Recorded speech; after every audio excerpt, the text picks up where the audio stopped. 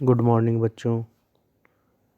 MA final economics के paper growth and development में हमने गत कक्षा में मानव पूंजी निर्माण के विषय को पढ़ा। इसमें हमने मानव पूंजी निर्माण की आवश्यकता के कारण, मानव पूंजी निर्माण का अर्थ, मानव पूंजी निर्माण की समस्याएं पढ़ी। मानव पूंजी निर्माण के संबंध में आज हम कुछ और तथ्यों को पढ़ेंगे। जैसा कि गत कक्षा में हमने स्पष्ट किया कि मानव पूंजी निर्माण की अनेक समस्याएं हैं, जैसे तेजी से बढ़ती हुई जनसंख्या, आधुनिक क्षेत्रों में बढ़ती बेरोजगारी, परंपरागत क्षेत्रों में विशाल बेरोजगारी, उपयुक्त कुशलता वाले व्यक्तियों का अभाव, अनुपयुक्त या अल्प विकसित संस्थाएं जो मानवीय परिश्रम को गतिमान कर सकें। इसके अलावा अब हम देखेंगे कि मानव पूंजी निर्माण संबंधी मूलभूत प्रश्न कौन से हैं। इन प्रश्नों में सबसे पहला है कि मानवीय पूंजी का आकार कितना बड़ा होना चाहिए, अर्थात कितने डॉक्टर्स होने चाहिए, कितने इंजीनियर्स होने चाहिए आदि। दूसरा, मानवीय पूंजी की संरचना क्या होनी चाहिए। इसके अंतर्गत हम देखते हैं कितने उच्च शिक्षा प्राप्त होने चाहिए,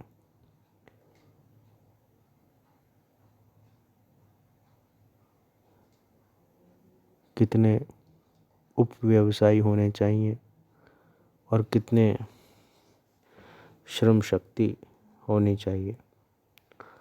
हर्बिसन की अध्ययन पद्धति के आधार पर या हर्बिसन के अध्ययन के आधार पर इसके अंतर्गत हम कह सकते हैं उच्च शिक्षित व्यक्ति अर्थव्यवस्था की वृद्धि की तुलना में 3 गुना ज़्यादा बढ़ने चाहिए। इसी प्रकार उपव्यवसाय भी 3 गुना अधिक होने चाहिए और अन्य श्रम शक्ति 2 गुना अधिक बढ़नी चाहिए। तीसरा मूलभूत प्रश्न जो मानव पूंजी निर्माण से संबंधित है वह है कि राष्ट्रीय आय व मानवीय पूंजी वृद्धि का पारस्परिक अनुपात कितना होना चाहिए। हर्बिसन ने इसे 1:3 का अनुपात में वृद्धि बताई है। चौथा प्रश्न कि हम किस स्तर की शिक्षा को प्राथमिकता दें, प्राथमिक शिक्षा को या उच्च शिक्षा को। पांचवा मूलभूत प्रश्न कि शिक्षा औपचारिक हो या अनौपचारिक। वर्तमान में ऑनलाइन शिक्षा बहुत व्यापक हो चुकी है। छठा मूलभूत प्रश्न कि विकास की किस अवस्था में मानवीय पूंजी ज़्यादा महत्वपूर्ण हो सकती है, क्योंकि मानवीय पूंजी के विनियोग इंटेंजिबल है, अस्थूल है। सातवां प्रश्न कि मानव शक्ति नियोजन अर्थात मांग और पूर्ति के अंदर कैसे समायोजन करें, अर्थात मैन पावर प्लानिंग किस प्रकार की जाए। 8वां मूलभूत प्रश्न कि मानव शक्ति का जो अभाव है, यानी किस तरह के लोगों के अभाव को दूर करने की कोशिश की जानी चाहिए।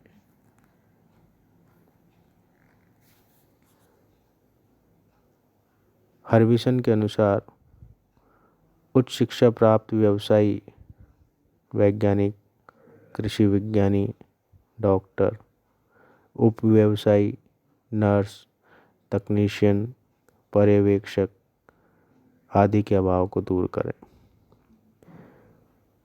उच्च स्तरीय प्रबंधकों या प्रशासकों के अभाव को दूर करें।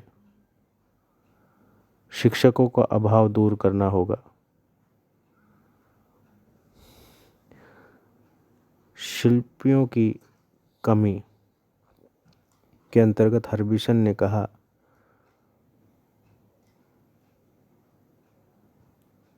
कि इनकी कमी को दूर कर मानव शक्ति के अभाव को दूर किया जा सकता है।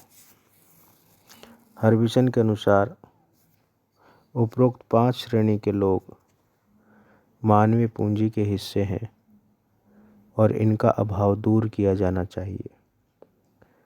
यदि हम अभाव दूर कर पाए तो आर्थिक विकास कर पाएंगे। मानव पूंजी निर्माण के एक अन्य तत्व मानव विकास का उद्देश्य देखा जाता है।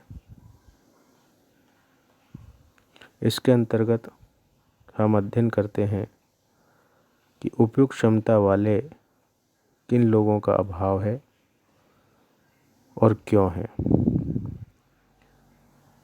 किन लोगों का आधिक्य है और क्यों है।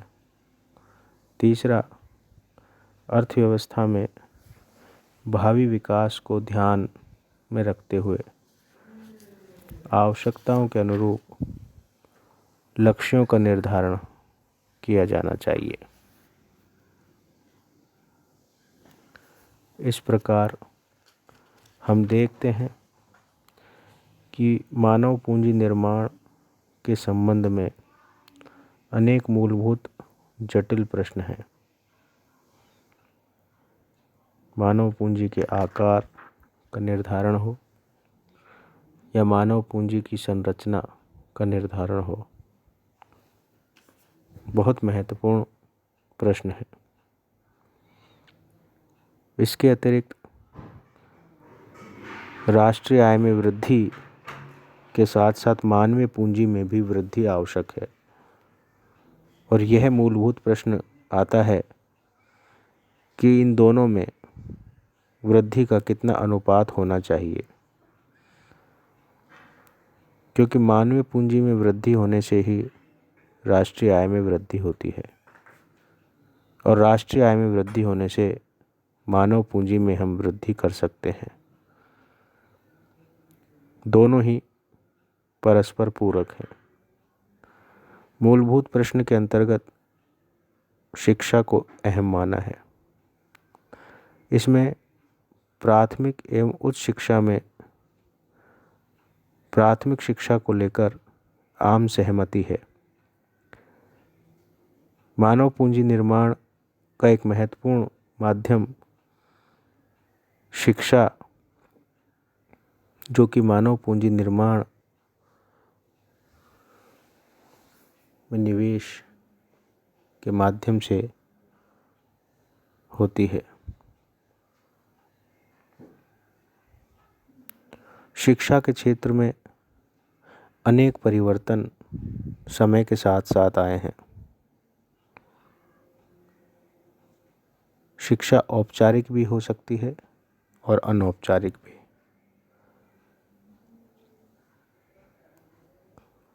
इसी प्रकार मानव पूंजी निर्माण